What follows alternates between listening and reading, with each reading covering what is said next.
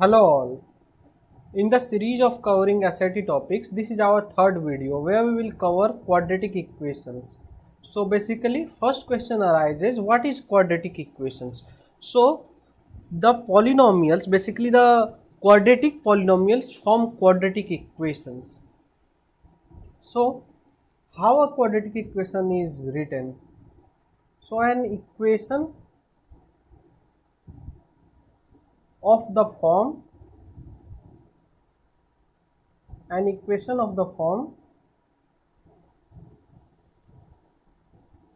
ax square plus bx plus c equal to 0, where a is not equal to 0 is called as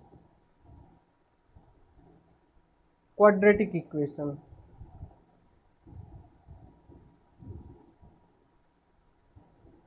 Now in quadratic equation we have to know about solving quadratic equations. So basically, before we know how to solve the quadratic equation, we have to know zero product rule.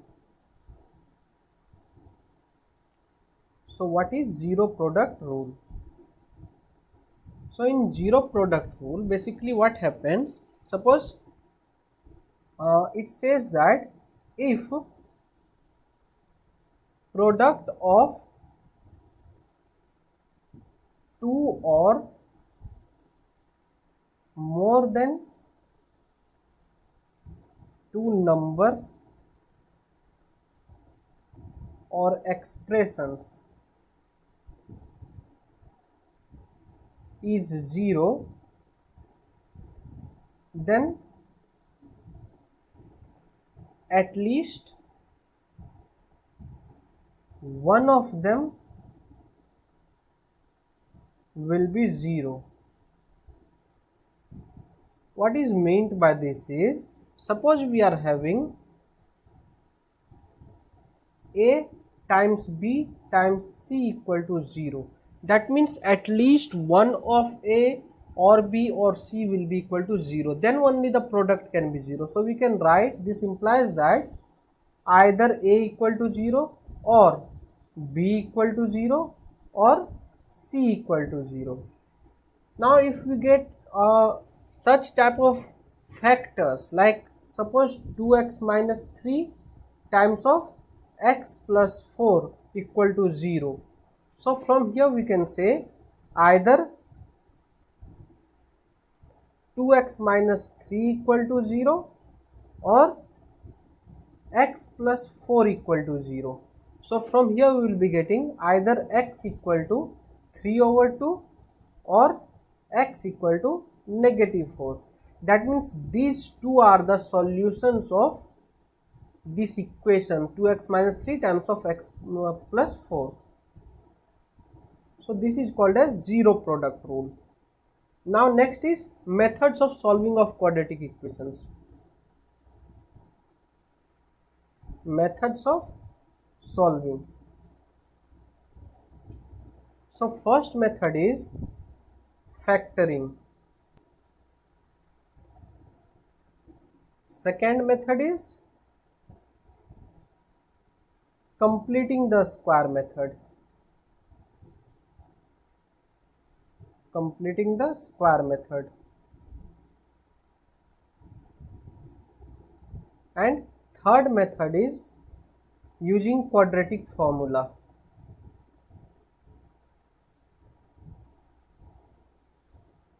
So let's start with the first topic, which is factoring. So how we can solve quadratic equation using factoring? So suppose we are having ax square plus bx plus c equal to 0. Then what we will have to do, we just have to find two numbers such that their product is a times c. That means coefficient of x square times of constant term. This should be the product, and the sum or difference should be b. So we have to find such two numbers, then we can replace that in place of b. So for example, we simply say we can take any question like x square minus 5x plus 6 equal to 0. That means we need to find two numbers whose product is 6 and sum is negative 5. So you can see we can take negative 2 and negative 3. Negative 2 and negative 3 sum gives negative 5, whereas the product of these two is 6. Now we will replace that in place of negative 5. So if we can write this as x square minus 2x minus 3x plus 6 equal to 0. Now from the first two terms we can take x common, so we will be getting x minus 2. Then from the last two terms we can get negative 3. Remember that in both the parentheses we should get the same number, I mean same factors, so that we can take that as common. We'll always get the same factors. If we are not getting, that means either we are doing wrong or that cannot be factored. So this implies that we can take x minus 2 factor common, then what is remaining here, x, then minus 3, and this should be equal to 0. Now using the zero product rule, either x minus 2 equal to 0 or x minus 3 equal to 0. So from here we will be getting x equal to 2 or x equal to 3. So we are having two solutions, x equal to 2 and 3. Now here we had a was equal to 1, that's why we got only 6 as the product. But some students gets confused, right? Like we only have to write the c here, but always remember we have to write ac. Here a is 1, that's why only c is coming. Now let's take another example. Suppose the question is 2x square plus 11x then plus 15. Then what we can do, we have to suppose this is equal to 0, then we have to take two numbers, we have to think of two numbers whose product is 15 times 2 30 and whose sum is 11. So you can see we can take 6 and 5. So we will replace that in place of 11 and we will be getting 2x square plus 6x plus 5x plus 15 equal to 0. This implies that we can take 2 common from the first two terms, 2x common, then we will be getting x plus 3, then we can take plus 5 common and we will be getting again x plus 3. You can see we are getting the same terms common in the parentheses. So this implies that we can take x plus 3 common, and this if we take x plus 3 common, then here 2x is remaining and here plus 5 is remaining. So that is equal to 0. This implies that x plus 3 equal to 0, either x plus 3 equal to 0 or 2x plus 5 equal to 0. So from here we will be getting two solutions, x equal to negative 3 and here we will be getting negative 5 over 2. So these are the two solutions. So this is how we can use method of factoring to solve quadratic equations. Now it's not like that we will be getting only this type of questions. It is possible that we can get x square plus 3x. You can see here that the constant term is missing, so we don't need to do that much of thing like we have to make the cross and then we have to think of two numbers. Here we can simply take x common. So when we take x common, we are remaining with x plus 3 equal to 0. So either x will be equal to 0 or x plus 3 will be equal to 0. That means we'll be getting 0 and negative 3. Now one more type of question. For that we have to know a square minus b square, that is a minus b times of a plus b. We can get this from factorization also, but this is a result which is used widely, so we have to learn this result. A square minus b square can be written as a minus b times of a plus b. So suppose we are having the question as x square minus 4 equal to 0, then we can write this as x, see 4 is 2 square, that means it is x square minus 2 square, so it can be written as x minus 2 times of x plus 2, that is equal to 0. That means either x minus 2 equal to 0 or x plus 2 equal to 0, so we will be getting negative 2 and 2 as the answers.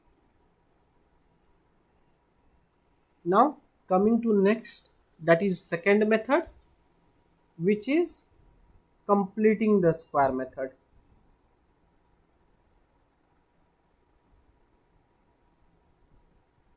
So completing the square method. How we use completing the square method? So in those questions where we will not be able to use factorization, we will not be able to factor the terms, then we will be using completing the square method. And how we use the completing the square method? We can write like suppose we are having x square plus 4x minus 9 equal to 0. So what we can do, you always have to remember that we have to add or subtract, sorry, add and subtract square of half of coefficient of x. So we can write x square plus 4x, then we have to add or subtract either we have to add and subtract, or either we can add and subtract, or we can add on both the sides. So plus 4, because half of 4 is 2 and then square of that is 4.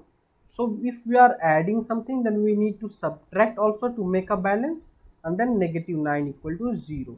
So from here we will be getting x square plus 4x plus 4. Now you have to here remember two more formula, two more results basically. So a plus b whole square is equal to a square plus 2ab plus b square, and a minus b whole square equal to a square minus 2ab plus b square. So here you can see the first result is satisfying, so this can be written as x plus 2 whole square minus 13 equal to 0. So we can add 13 to both the sides. So we will be getting x plus 2 whole square equal to 13. This implies that we can take square root both the sides, and we will be getting x plus 2 is equal to plus minus square root of 13.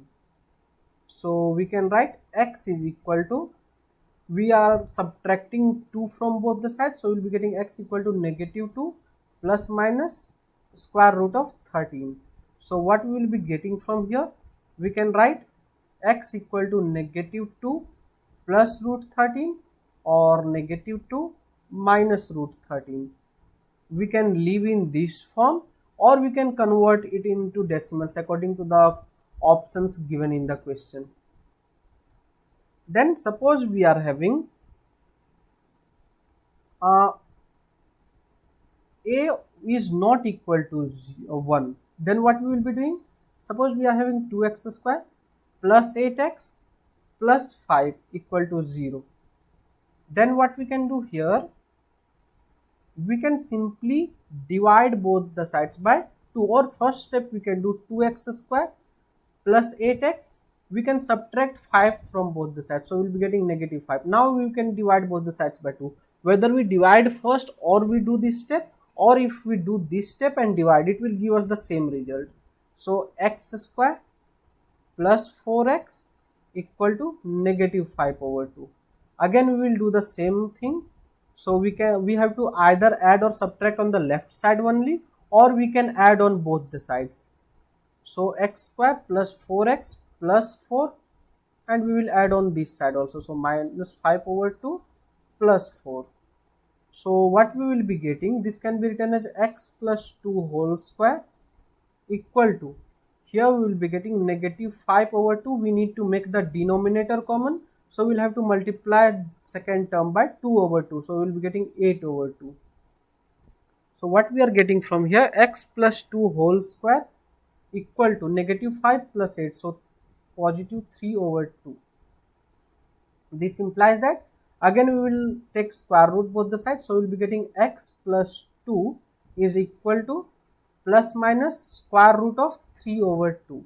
This implies that x equal to negative 2 plus minus square root of 3 over 2.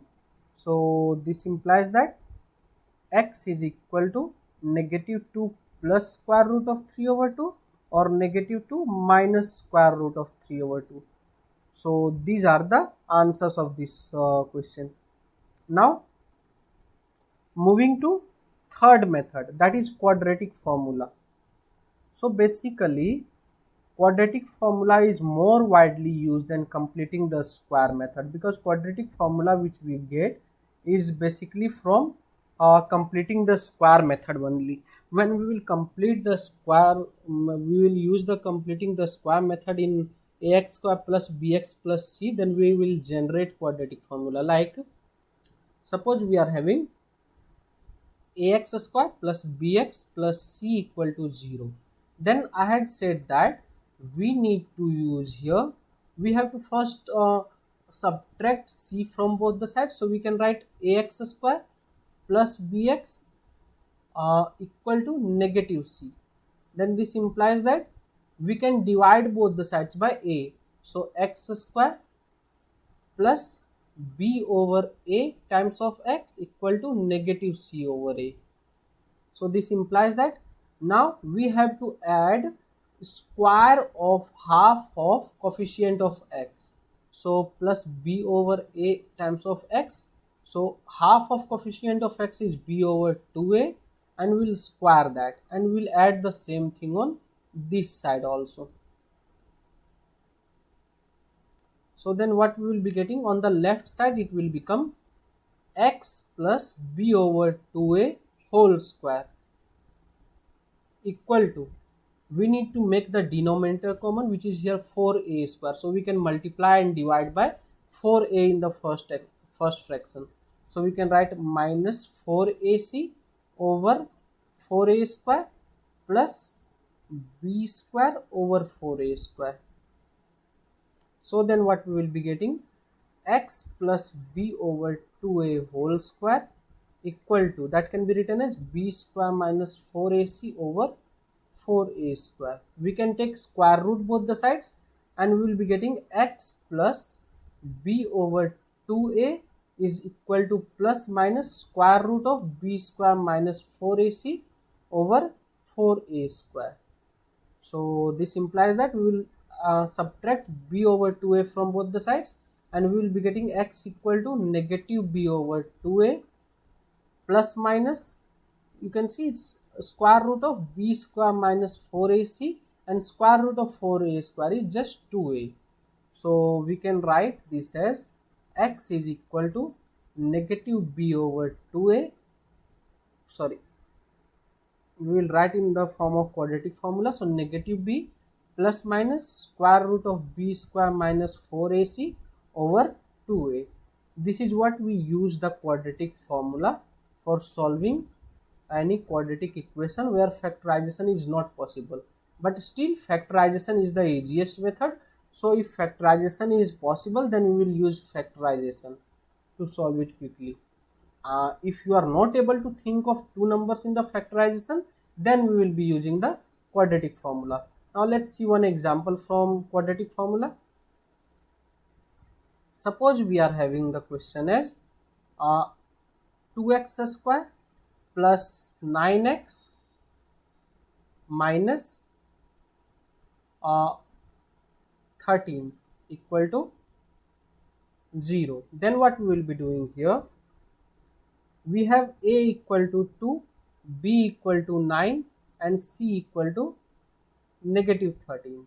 So we can write x is equal to negative b, which is negative 9, plus minus square root of b square, which is 81, minus 4ac, so 4 times of 2 times of negative 13, divided by 2a, so 2 times of 2, so we'll be getting negative 9 plus minus square root of 81, and here we will be getting 4 times 2 8, 8 times 13, that is 104.